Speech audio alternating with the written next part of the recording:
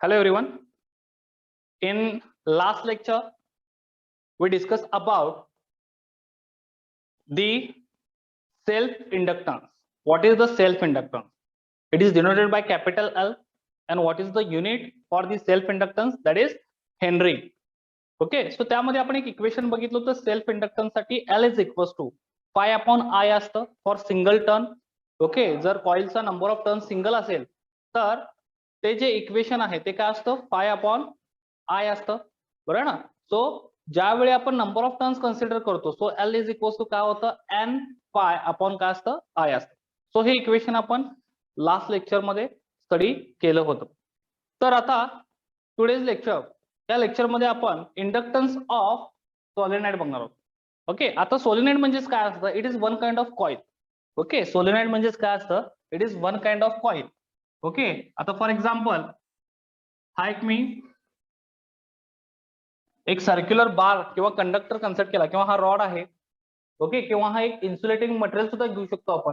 Okay, हा एक असं कन्सिडर करा, हा सिलेंड्रिकल फॉर्म मध्ये एक रॉड आहे आणि त्याच्यावरती आपण काय करणार आहोत तर वायर बाउंड करणार आहोत. सो अशा पद्धतीने आपण त्याच्यावर वायर बाउंड करणार आहोत.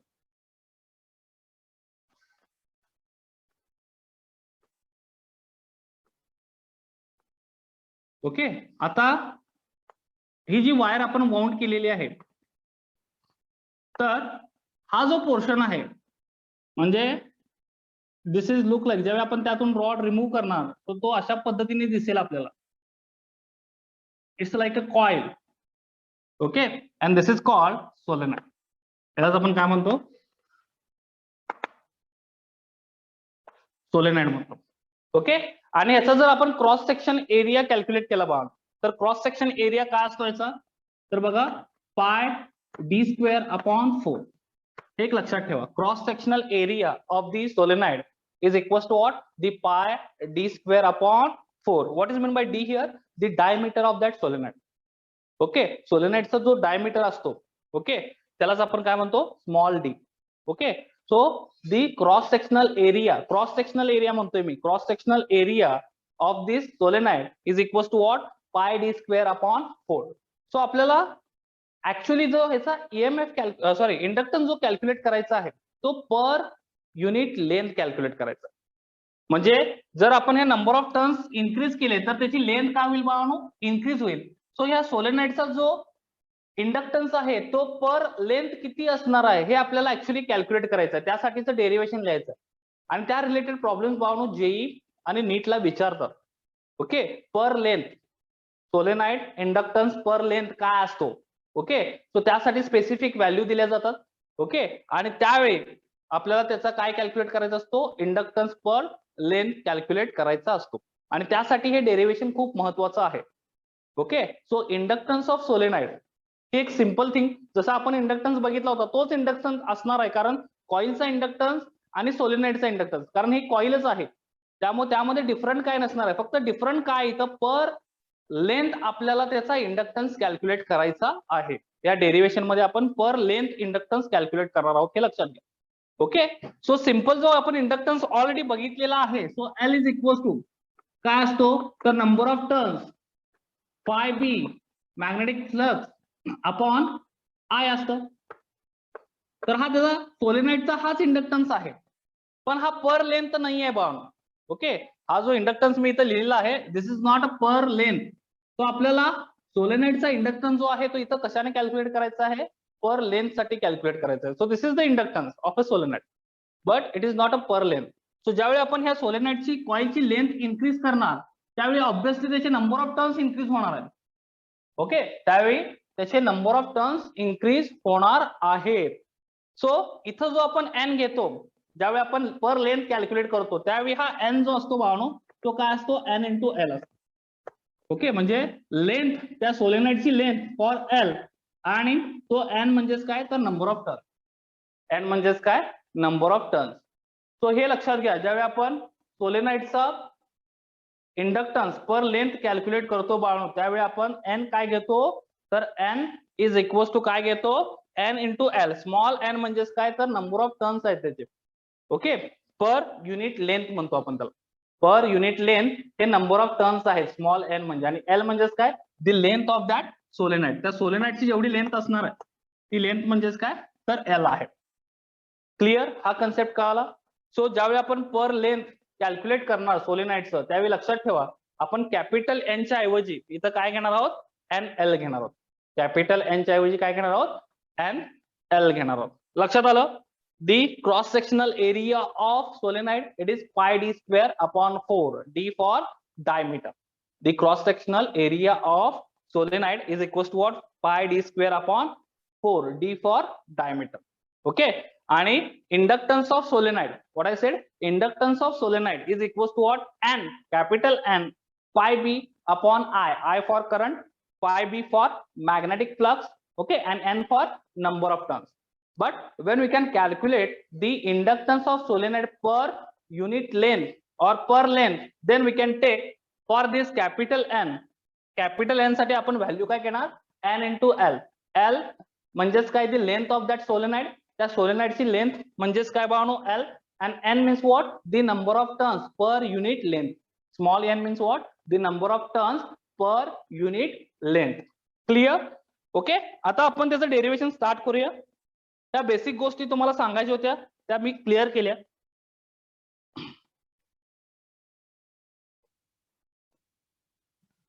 ओके, आता बघूया. We know that the inductance of solenoid.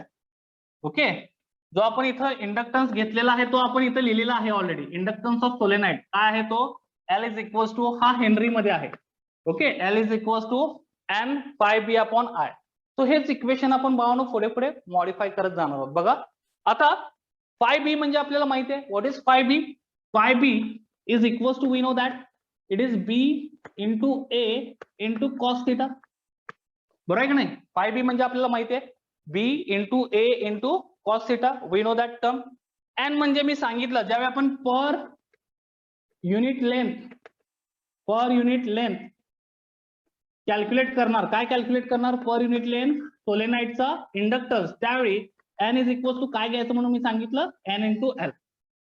n is equals to काय घ्यायचं म्हणून मी सांगितलं, n into L. So we know that this equation, हे इक्वेशन्स आपल्याला माहिती आहेत.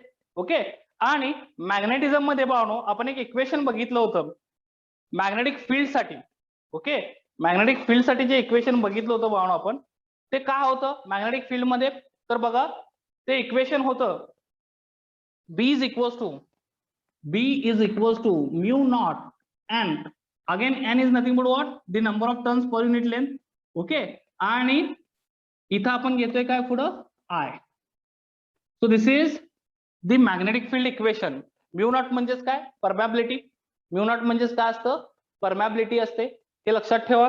ओके, I म्हणजेच काय, इथं करंट आहे, आणि n म्हणजेच काय, number of turns per unit length, आणि त्याच्यावरून आपण काय करतो, मॅग्नेटिक फील्ड कॅल्क्युलेट करतो. हे आपण मॅग्नेटिझम मध्ये बघितलेलं इक्वेशन आहे बा.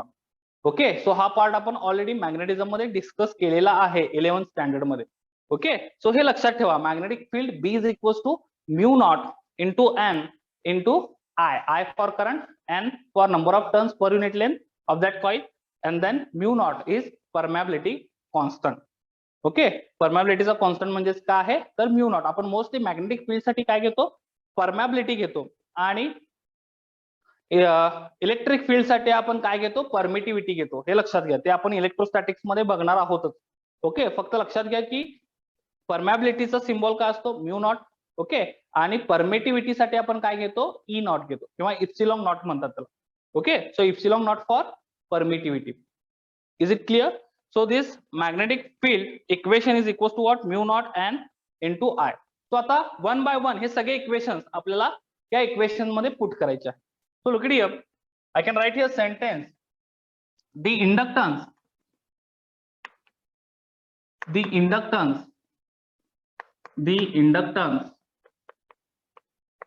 of a solenoid, the inductance of a solenoid per unit length. Okay, हा आपल्याला कॅल्क्युलेट करायचा आहे, पर युनिट लेंथ हा इंडक्टन्स कॅल्क्युलेट करायचा आहे. So we know, first thing we know we know the inductance of solenoid, inductance L is equals to what? N phi B upon I. We know that. Okay, N phi B upon I हे आपल्याला माहिती आहे. हा सोलेनाइडचा inductance आहे, पण आपल्याला inductance काय करायचं आहे? पर युनिट लेंथ कॅल्क्युलेट करायचं आहे. ओके, पर युनिट लेंथ साठी त्याचं इक्वेशन काय असेल हे आपल्याला कॅल्क्युलेट करायचं आहे. सो बघा, N is equals to N phi B upon I. Now we know the number of turns, the number of turns, the number of turns per unit length, the number of turns per unit length, N is equals to small n into L. N is equals to small n into L. Okay, then we know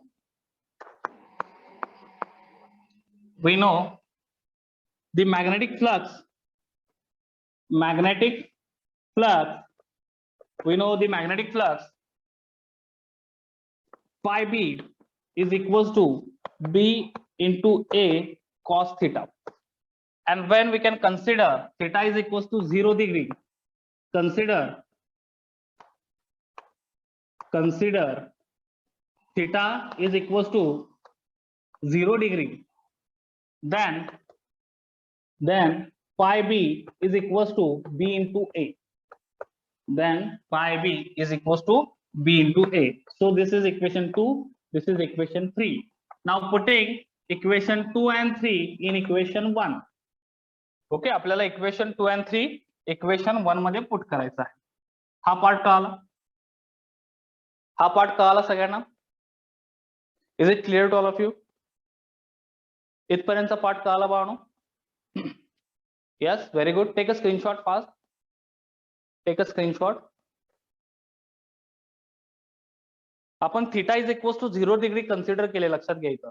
derivation मध्ये आपण consideration केलेलं आहे theta is equals to 0 degree, आणि त्यामुळे cos 0 ची value काय असते? 1 असते.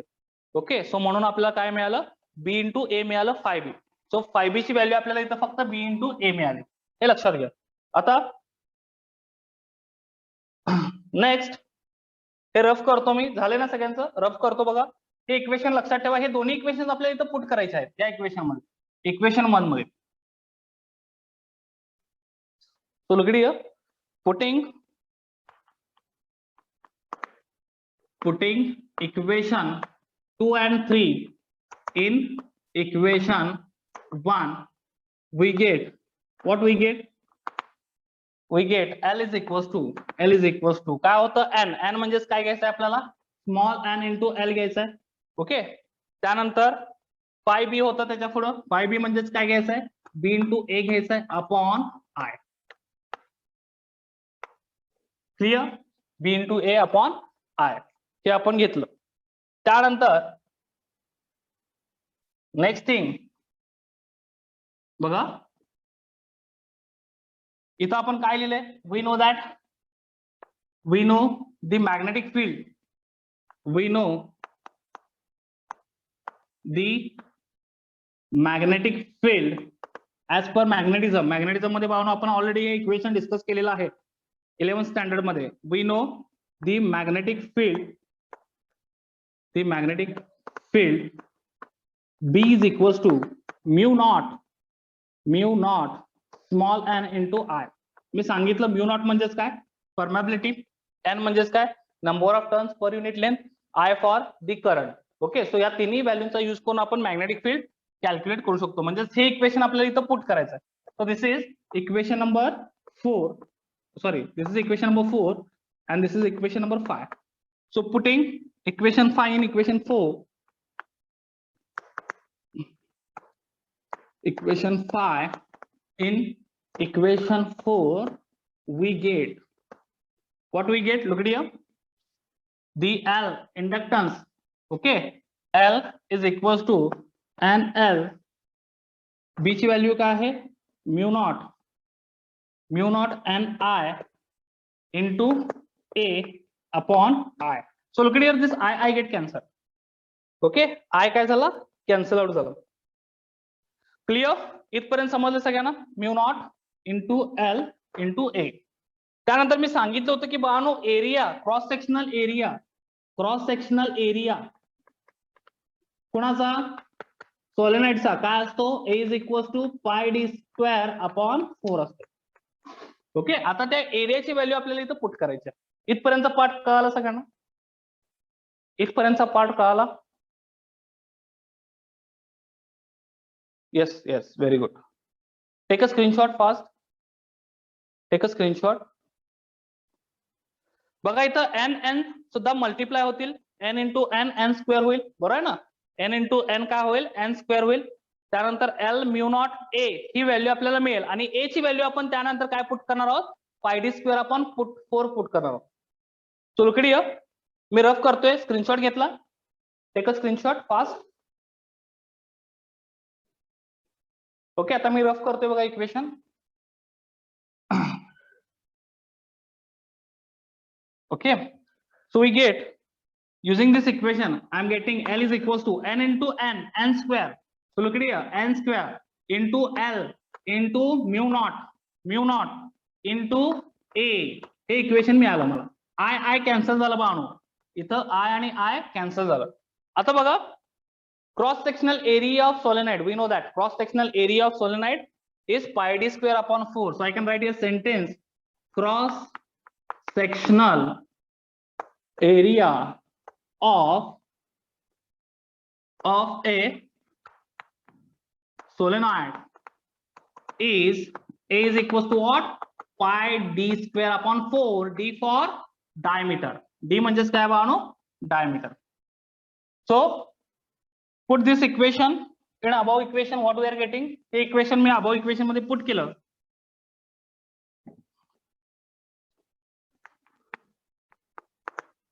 Putting this equation in above equation, we get what we get. Look at here, what we get, L is equals to inductance, L capital L for inductance आहे, लक्षात घ्या. आणि स्मॉल L जो घेतलाय तो म्हणजेच काय, ती लेंथ आहे, त्या सॉलिनॉइडची लेंथ आहे, हे लक्षात घ्या पाहणं. The length of that solenoid, त्या सॉलिनॉइडची लेंथ किती आहे तो म्हणजे हा स्मॉल एल आहे. आणि कॅपिटल एल फॉर इथं, कॅपिटल एल फॉर इंडक्टन्स, यामध्ये कन्फ्युजन करू नका. Capital L for inductance and small L for the length of that solenoid. Clear. So L is equals to solenoid, L for inductance, L is equals to काय होणार आहे बघा इथं, N square L mu not. आता A ची value काय आहे, पाय डी स्क्वेअर अपॉन 4, हे पुट केलं मी, pi D square upon 4. Clear. इथपर्यंतचा पार्ट कळाला सगळ्यांना, क्लिअर आहे, काय डाऊट आहे इथं.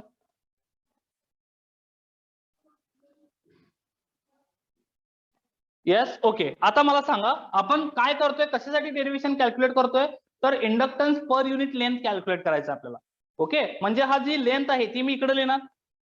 सो ही जी लेंथ आहे मल्टिप्लाय झालेली इथं RHS मध्ये, ती मी LHS ला मूव्ह केली तर ती इंडक्टन्सला काय होईल, डिवाइड होईल. बघा मी इथून ती रिमूव्ह करतोय.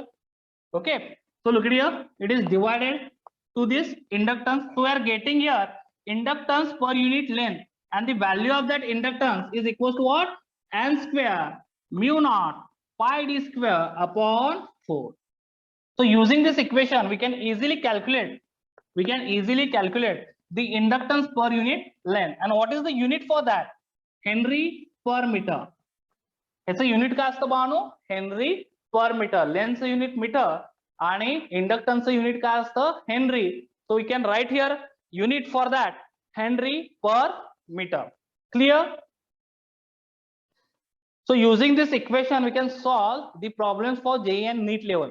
ओके बाळांनो, हे इक्वेशन खूप महत्वाचं आहे JEE आणि NEET लेवल साठी, हे लक्षात घ्या. कारण बरेचसे प्रॉब्लेम्स विचारतात, कॅल्क्युलेट करा म्हणतात इंडक्टन्स ऑफ सोलेनाइड. ज्यावेळी फक्त इंडक्टन्स ऑफ सोलेनाइड असेल त्यावेळी हे इक्वेशन यूज करायचं, हे लक्षात घ्या. ज्यावेळी फक्त इंडक्टन्स ऑफ सोलेनाइड असतं त्यावेळी हे इक्वेशन यूज करायचं. पण ज्यावेळी त्या सेंटेन्स मध्ये मेन्शन असतं किंवा त्या एक्झाम्पल मध्ये मेन्शन असतं की inductance of solenoid per unit length, त्यावेळी तुम्हाला हे इक्वेशन यूज करायचं आहे, हे लक्षात घ्या. व्हॉट? म्यू नॉट आहे बेटा, mu naught stands for permeability. Okay, mu naught stands for permeability. आपण बघितलंय परमॅबिलिटी कॉन्स्टंट, त्याची व्हॅल्यू सुद्धा माहिती आहे. Okay, so mu naught stands for what? The permeability. Clear? समजलं? Pi D stands for what? Diameter. D stands for diameter. So आपण असंही म्हणू शकतो की हा जो इंडक्टन्स आहे per unit length, it is directly proportional to what? The diameter square, or it is directly proportional to what? The number of turns per unit length. Okay, आपण काय म्हणू की त्याचा जो डायमीटर आहे क्रॉस सेक्शनल एरिया त्याच्याशी directly हा proportional आहे, as well as per unit length जेवढे नंबर ऑफ टर्न्स आहेत त्याच्याशी सुद्धा तो काय आहे तर डायरेक्टली प्रोपोर्शनल आहे. So this inductance per unit length is directly proportional to what? N square, as well as it is directly proportional to what? The diameter square of that solenoid. Okay, हे एक वाक्य लक्षात ठेवा. The inductance of solenoid per unit length is directly proportional to what? The diameter square, D for diameter of that solenoid. So diameter square, or we can say the inductance of solenoid per unit length, it is directly proportional to what? The N square. N square means what? The number of turns per unit length of that solenoid. Clear? Take a screenshot first.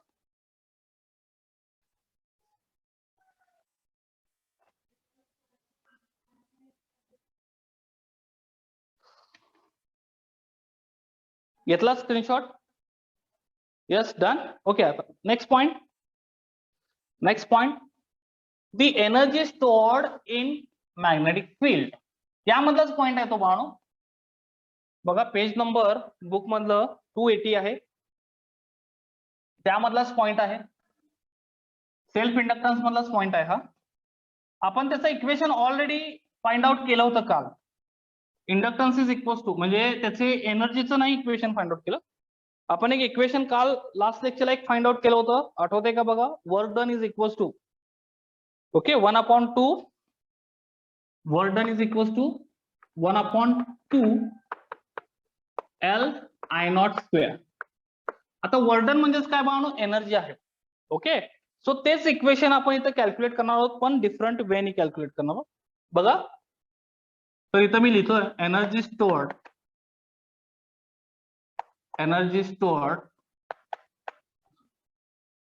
In magnetic field. तो याच्यामध्ये energy stored in magnetic field जे आपण बाळांनो last लेक्चरला हे equation calculate केलं होतं, सेमच equation मिळतं, फक्त आपण थोडीशी मेथड चेंज करतो. इथं आपण जे वर्क डन घेणार आहोत विथ रिस्पेक्ट टू काय घेतोय? EMF आणि चार्ज. काय घेतोय वर्क डन आपण इथं? विथ रिस्पेक्ट टू EMF आणि चार्ज घेतोय. आता फॉर एक्झाम्पल एखादी कॉईल असेल आणि त्या कॉईलवरचा आपल्याला वर्क डन कॅल्क्युलेट करायचं असेल, सिंगल टर्नची कॉईल घेऊया आपण, not a multiple turn. Okay, single टर्नची एक कॉईल आहे आणि त्याच्यावरचा एक स्मॉल एलिमेंट आपण कन्सिडर केला होता लास्ट लेक्चरला, DW for what? The work done. या कॉईल वरती किती एनर्जी आहे किंवा ह्यानं किती एनर्जी डिसिपेट केली किंवा ह्यानं किती एनर्जी कन्झर्व केली, हे जे आपण फाइंड आउट करतो, म्हणजेच काय त्यानं किती वर्क डन केलं त्या मॅग्नेटिक फील्ड मध्ये, त्या EMF मध्ये त्यानं किती वर्क डन केलं त्या कॉईलनं, हे फाइंड आउट करण्यासाठी आपण त्या कॉईलचा एक स्मॉल एरिया घेतला होता DW. ओके, आणि नंतर ते सगळे स्मॉल जे एलिमेंट्स आहेत ते आपण काय केले? इंटिग्रेट केले युझिंग इंटिग्रेशन. सो आता इथं सेमच मेथड अप्लाय करायची आहे.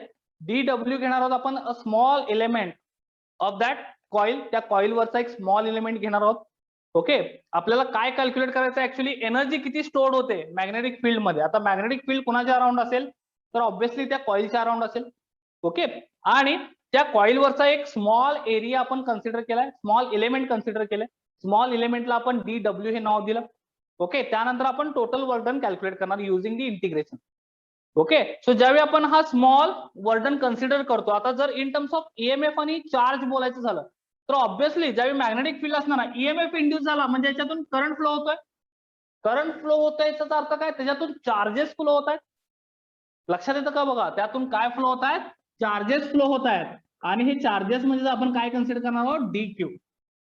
ओके, कारण या स्मॉल एलिमेंट मधले आपल्याला चार्जेस कन्सिडर करायचे आहेत. हा जो आपण कॉइलवरचा स्मॉल एलिमेंट कन्सिडर केलाय त्याच्यावर जे चार्जेस काय असतील डी क्यू असतील, स्मॉल चार्जेस. पूर्ण कॉइलचा विचार नाही करत आहोत आपण, फक्त त्या कॉइलवरचा एक स्मॉल एलिमेंट, स्मॉल सेगमेंट घेतलाय आपण आणि त्याच्या अक्रॉसचं पहिल्यांदा आपण काय कॅल्क्युलेट करतोय, वर्क डन कॅल्क्युलेट करतोय, हे लक्षात घ्या. आणि त्यानंतर टोटल वर्क डन कॅल्क्युलेट करणार आहे of that coil.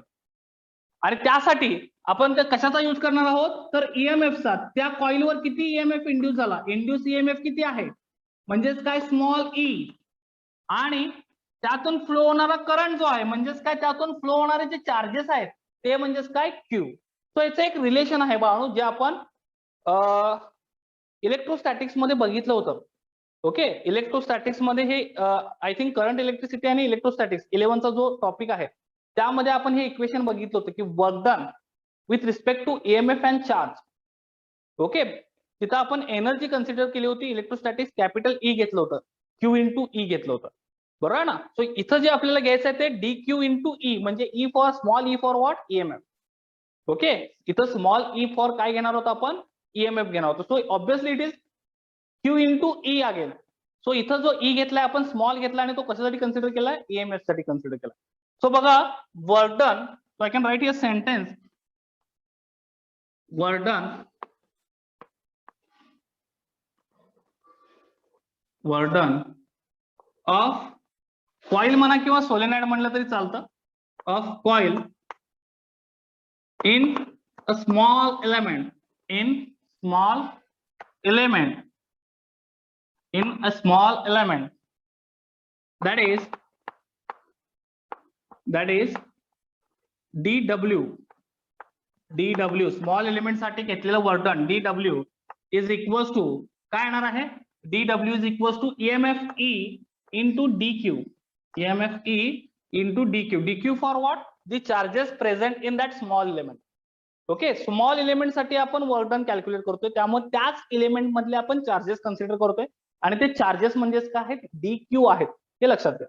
Okay, so त्यातले चार्जेस आपण काय कन्सिडर केले, डी क्यू. जर टोटल चार्जेस कन्सिडर केले तर ऑब्व्हियसली क्यू असतं, पण आपल्याला इथे टोटल चार्जेस कन्सिडर करायचे नाहीयेत, कारण आपण स्मॉल एलिमेंट कन्सिडर केलाय त्या कॉइलवरचा डीडब्ल्यू आणि त्याच्यावरचा आपल्याला वर्क डन कॅल्क्युलेट करायचं आहे. सो तेवढ्याच पॉईंटवरचे आपण काय कन्सिडर केले, चार्जेस कन्सिडर केलेत आणि त्याला आपण डीक्यू असं नाव दिलं. आणि ईएमएफ तर सगळीकडे सेमच असेल. ओके, इंड्यूस ईएमएफ या पॉइंटला त्या पॉइंटला, सो आपण इथं काय घेतलं, ई घेतलं. Okay, so this is first equation. Okay, equation number 1. हा पार्ट कळाला, आपण काय केलं नेमकं कळालं, समजलं हे आपण नेमकं काय केलंय. ही कॉइल घेतली, आपल्याला काय कॅल्क्युलेट करायचं आहे, energy stored in magnetic field. Obviously या कॉइल मध्ये काय असेल, मॅग्नेटिक फील्ड असेल. ओके, आणि त्या मॅग्नेटिक फील्डमुळे किती एनर्जी स्टोअर झाली या कॉइल मध्ये हे आपल्याला कॅल्क्युलेट करायचं आहे, लक्षात येतं. तो त्यासाठी आपण पहिल्यांदा वर्क डन कॅल्क्युलेट करत आहोत. वर्क डन म्हणजेच बाळांनो एनर्जी असतं, हे लक्षात घ्या. वर्क डन म्हणजेच काय असतं, एनर्जी असतं, हे लक्षात घ्या. सो इथं वर्क डन कॅल्क्युलेट करण्यासाठी आपण त्या कॉइलवरचा एक स्मॉल एलिमेंट कन्सिडर केला आणि त्याला आपण नाव दिलं डीडब्ल्यू. ओके, त्यानंतर त्या कॉइल मधून फ्लो होणारा करंट, म्हणजेच त्या कॉइल मधून फ्लो होणारे चार्जेस असणार आहेत. मग या स्मॉल एलिमेंट मधून किती चार्जेस फ्लो होत आहेत, तर ते चार्जेस फ्लो होत आहेत डी क्यू. ओके, ते चार्जेस फ्लो होत आहेत डी क्यू. आणि त्या कॉइलचा इंड्यूस ईएमएफ का आहे, तर स्मॉल ई. कॉइलचा इंड्यूस ईएमएफ का आहे, स्मॉल ई. लक्षात आलं. तो आपण डीडब्ल्यू इज इक्वल टू काय लिहिलं, इक्वेशन लिहिलं, ई इंटू डी क्यू. लक्षात आलं. इथं काय डाऊट आहे, एवढा पार्ट कळाला सगळ्यांना, clear.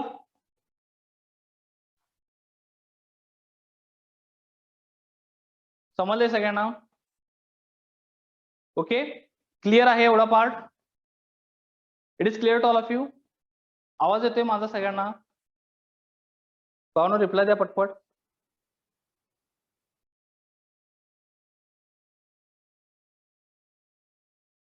Sound is clear to all, yes. Okay, एवढा पार्ट क्लिअर आहे Avadhut, Jayvardhan. Okay, so now look it here, the next part we know that the EMF. आता आपल्याला ईएमएफ लिहायचं आहे. EMF E is equal to in terms of inductance. मी last lecture मध्ये तुम्हाला equation सांगितलं होतं की in terms of inductance EMF काय असतो. So E is equal to, बघा ई इज इक्वल टू काय असतं, तर minus L minus L D I by D T. आपण हे इक्वेशन बघितलं होतं ज्यावेळी आपण सेल्फ इंडक्टन्स स्टडी केलं त्यावेळी आपण हे इक्वेशन बघितलं होतं. E is equal to minus L D I by D T. Okay. आता हा जो ई आहे इक्वेशन 2 जे आहे ते इक्वेशन 1 मध्ये पुट करूया आपण. Putting equation 2 in equation 1. बघा what we get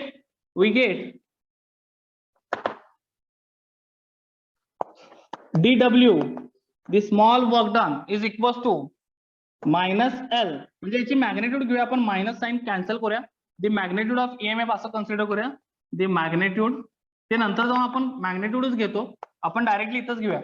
okay. Magnitude of EMF E is equals to बघा इथं मी मॅग्नेट्यूड घेतली आणि इथं डायरेक्टली मी प्लस साइन कन्सिडर केलाय.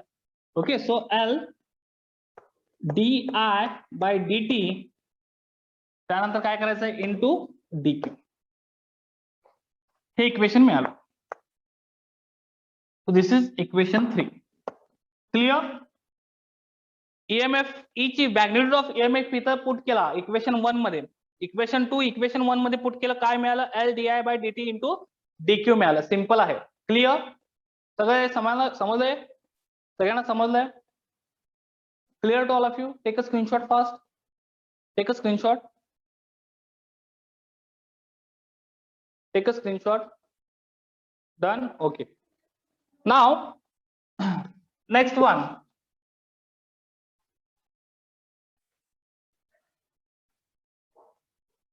आता ह्या इक्वेशन मध्ये बघा dq upon q upon T काय असतं. q upon T is equal to I. हे पण आपण बघितले करंट इलेक्ट्रिसिटी मध्ये. चार्ज q म्हणजेच काय बाळांनो चार्ज आहे. तो चार्ज इज इक्वल टू आपण इक्वेशन बघितलं होतं I into T. Current into time म्हणजेच current I is equal to काय आलं चार्ज अपॉन टाइम. बघा नीट इथं Q upon T dt dq upon dt आहे म्हणजेच काय आहे तो करंट आहे. So look it here dw is equal to L di. मी फक्त dq अपॉन dt लिहितो इथं. आणि we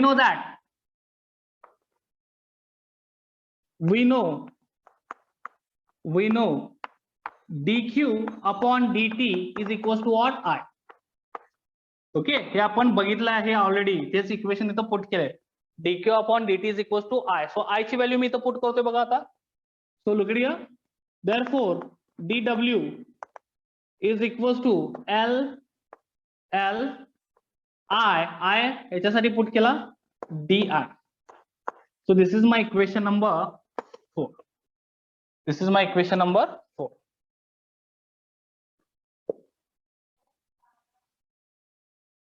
This is my equation number 4. Now total work done. बघा total work done कॅल्क्युलेट करतोय आपण. W इज इक्वल टू आता total work done calculate करतोय म्हणजे त्या पूर्ण कॉइल मध्ये किती वर्क डन झालं हे आपण कॅल्क्युलेट करतोय. म्हणजे आपण काय करतोय तर सगळे पार्ट्स काय करतोय इंटिग्रेट करतोय. म्हणजेच काय integration of dw is equals to integration of 0 to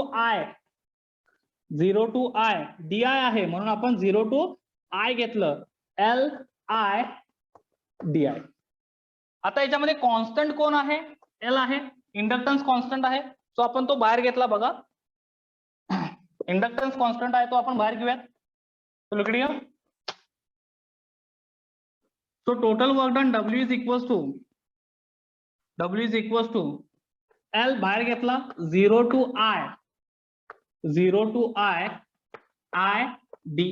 आता याचं इंटिग्रेशन घेतलं काय मिळेल आपल्याला integration W total work done W is equal to L in the bracket I square upon 2 0 to I square upon 2 0 to I. Okay. Integration solve केलं बघा. So work done is equal to L in the bracket I square upon 2 plus 0 sorry minus 0 square upon 2. So this term will be cancelled. पहिल्यांदा I he value put केली या equation मध्ये त्यानंतर 0 ही value put केली आणि दोघांमध्ये काय आहे सबट्रॅक्शन आहे बघा आणि ही 0 ची व्हॅल्यू काय होणार बाळांनो कॅन्सल होणार. कारण 0² आहे, कॅन्सल आउट झालं. So what we are getting finally, look at here, we are getting the equation finally. Work done is equals to 1/2 Li². बघा आपण लास्ट लेक्चरला जे इक्वेशन फाइंड आउट केलं होतं सेमच इक्वेशन आपल्याला इथं मिळालं, फक्त आपण तिथं मॅग्नेट्यूड ऑफ करंट घेतलं होतं आणि इथं आपण डायरेक्टली आय घेतली. ओके, म्हणजेच काय आहे, this is the energy of magnetic field, UB म्हणतो आपण. Energy of magnetic field UB is equals to W 1/2 Li². So this is the final equation for energy and its unit is joule. Clear? So this is the energy stored in magnetic field around that coil when the number of turns are 1. एक गोष्ट लक्षात घ्या, ज्यावेळी number of turn change होतील तिथं फक्त त्यावेळी या इक्वेशन मध्ये काय येईल, n इंटू, ओके, ते इक्वेशन येणार आहे नंबर ऑफ टर्न ज्यावेळी असतील त्यावेळी. ओके, सो एनर्जी जी आपण इथं स्टोअर केलेली आहे, ओके, ती एनर्जी किती आलेली आहे, टोटल एनर्जी 1/2 Li². पटकन स्क्रीनशॉट घ्या, समजलं equation, take a screenshot fast. काय डाऊट आहे भावना याच्यामध्ये, एनी डाऊट, काय समजलं नाही असं आहे का? No doubt. बाकीचे झोपलेत का? दोघे तिघेच मला रिप्लाय देतात. माझं नाव सिलेक्ट करा रिप्लाय मध्ये, ओके, नाही तर चाटे कॉलेजला रिप्लाय कराल, कारण मी को होस्ट आहे. ओके, माझं नाव सिलेक्ट करा आणि मला रिप्लाय करा, जर माहित नसेल तर सांगतोय. सो मला मेसेज येतील, नाही तर दुसरीकडे जातील message. Yes, okay, understood, no problem. Okay, so take a screenshot. ह्याच्यावर सुद्धा प्रॉब्लेम विचारतात भावनो, जेई नीट लेवलला. ओके, जेई नीट लेवलला. हो ना हर्षदा, तसं झालं होतं ना. हो माहिती आहे मला, कळालं मला ते, म्हणून तर मी सांगितलं की माझं नाव सिलेक्ट करा आणि मग मेसेज करा, नाहीतर मेसेज दुसरीकडे जातील. कारण होस्ट आणि को होस्ट असल्यामुळं मोस्टली मेसेज होस्टला जातात. ओके, सो को होस्ट मध्ये माझं नाव सिलेक्ट करायचं, कुठलाही टीचर असू दे त्यांचं नाव सिलेक्ट करायचं आणि मगच मेसेज करायचं, नाहीतर सगळे मेसेज होस्टला जातील आणि त्याचा काही फायदा होणार नाही आणि आम्हाला असं वाटेल की तुम्ही सगळे झोपलाय. ओके, समजलं बाळांनो, कळालं हे इक्वेशन. आता इलेक्ट्रोस्टॅटिक्स मध्ये एक इक्वेशन आहे, इलेक्ट्रोस्टॅटिक्स मध्ये एक इक्वेशन आहे जे तुमच्या बुक मध्ये सुद्धा दिलेलं आहे. ते इक्वेशन म्हणजेच काय, इन टर्म्स ऑफ कॅपॅसिटन्स. जर कॅपॅसिटन्स झाला असेल तुमचा, आय थिंक झालाय तुमचा कॅपॅसिटन्स, इलेक्ट्रोस्टॅटिक्स खान सरांनी घेतलंय ना तुमचा. सो त्यामध्ये एक इक्वेशन बघितलं होतं बघा, एनर्जीचं mu E is equals to 1/2. Okay, ते इक्वेशन काय होतं, CE², CV², C for capacitance and V for voltage. Okay, हे इक्वेशन आपण इलेक्ट्रोस्टॅटिक, आणि बघा दोन्ही इक्वेशन्स एकमेकाला काय आहेत, अॅनालॉगस आहेत. हे आहे ते मॅग्नेटिक फील्ड साठी इक्वेशन आहे आणि हे जे इक्वेशन आहे ते कशासाठी आहे, तर इलेक्ट्रिक फील्ड साठी एनर्जीचं equation. So 1/2 CV², V for voltage, C for capacitance. Okay, and this is the energy stored in magnetic field because of the magnetic field in that coil. So ती energy काय आहे, 1/2 Li². L for here inductance, I for current. लक्षात आलं, इथं current आहे, इथं voltage आहे, इथं कॅपॅसिटन्स आहे, इथं इंडक्टन्स आहे. बघा सगळ्या एकमेकाशी काय असतात, टर्म्स को रिलेट असतात, अॅनालॉगस असतात बाण. ओके, सो हे झालं इलेक्ट्रिक फील्ड साठीचं एनर्जीचं इक्वेशन आणि हे झालं मॅग्नेटिक फील्ड साठीचं एनर्जीचं इक्वेशन. हे दोन्ही लागतात तुम्हाला JEE NEET point of view. हे दोन्ही इक्वेशन्स खूप महत्वाचे आहेत. इलेक्ट्रिक फील्ड मध्ये किती एनर्जी स्टोअर झाली हे पण विचारतात. इलेक्ट्रोस्टॅटिक्स मध्ये हा पार्ट आहे. ओके, कॅपॅसिटन्स जो तुमचा पॉईंट होता इलेक्ट्रोस्टॅटिक्स मध्ये, ओके, त्यामध्ये हा पॉईंट आहे बाळांनो.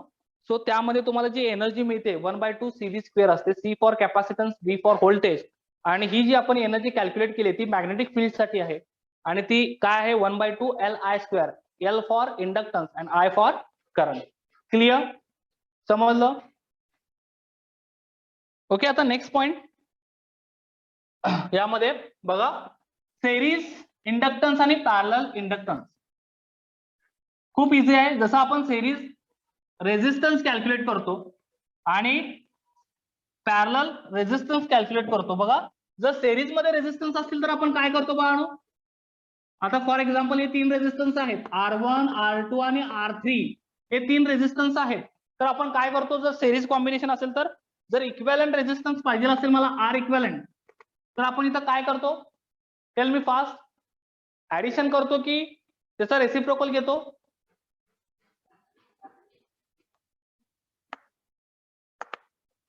काय करतो पटकन सांगा? Addition. Very good. So we can take here R1 plus R2 plus R3. Very nice. आणि ज्यावेळी पॅरलल मध्ये रेझिस्टन्स असतात त्यावेळी काय करतो आपण? आता हे रेझिस्टन्स पॅरलल मध्ये आहेत, R1, R2 आणि R3. तर काय करतो आपण?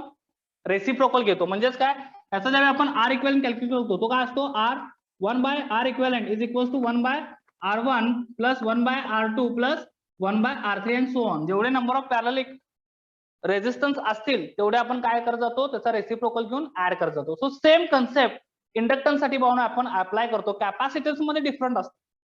ओके, कॅपॅसिटन्स मध्ये डिफरंट असतं. ज्यावेळी सेरीज असतात कॅपॅसिटन्स त्यावेळी त्याचा रेसिप्रोकल घ्यायचा, आणि ज्यावेळी ते पॅरलल असतात त्यावेळी त्याची ऍडिशन करायची. फक्त कॅपॅसिटन्स साठी डिफरंट आहे, पण रेझिस्टर आणि इंडक्टन्स साठी सेमच कन्सेप्ट आपण अप्लाय करतो. सो ज्यावेळी सेरीज मध्ये इंडक्टन्स असतात, सेरीज इंडक्टन्स म्हणजेच काय, सो दिस इंडक्टर्स, आता हे आपण इंडक्टर कन्सिडर करूया.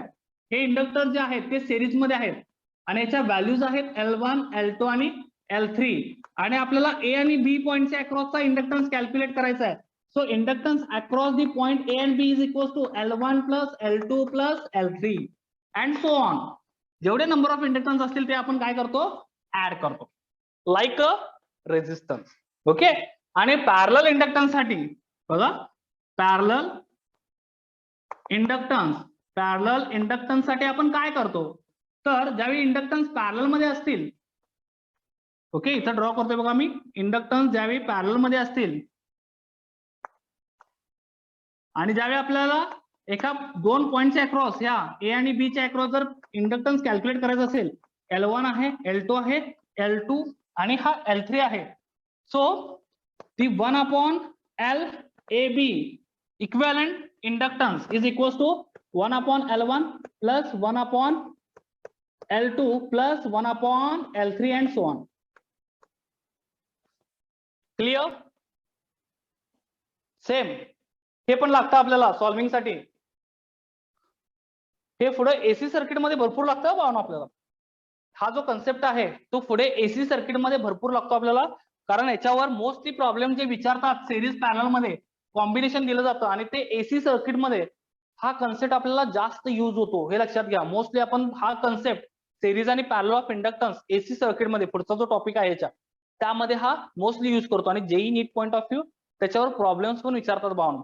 ओके, म्हणजे इक्विव्हॅलंट सर्किट काय असेल, इक्विव्हॅलंट म्हणजे त्या गिव्हन सर्किट असतं त्याचं फायनल आउटपुट काय असणार आहे, अशा रिलेटेड क्वेश्चन्स जेई आणि नीट पॉईंट ऑफ व्ह्यू विचारले जातात त्या टॉपिकवर, एसी सर्किटवर.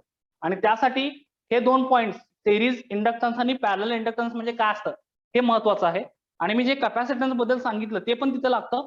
कॅपॅसिटन्स जर सिरीज मध्ये असतील तर त्याचं पॅरलल कॉम्बिनेशन घ्यायचं. म्हणजे ज्यावेळी कॅपॅसिटन्स सिरीज मध्ये असतील, बघा कॅपॅसिटन्स साठी सांगतो मी, ते आपण इलेक्ट्रोस्टॅटिक्स मध्ये बघणारच आहोत, तरी पण मी तुम्हाला इथं सांगतोय 1 upon C equivalent is equal to काय असतं सिरीज साठी, series capacitance 1 upon C equivalent 1 upon C1 plus 1 upon C2 plus 1 upon C3 and so on. Okay, आणि पॅरलल साठी कॅपॅसिटन्स ज्यावेळी पॅरलल असतात त्यावेळी C equivalent is equal to C1 plus C2 plus C3, exactly opposite असतं, so on. Resistor आणि इंडक्टरचं भावनो हे concept लक्षात ठेवा, आपल्याला पुढच्या टॉपिक मध्ये लागतात JEE NEET point of view. Clear? It is clear to all of you? Take a screenshot fast.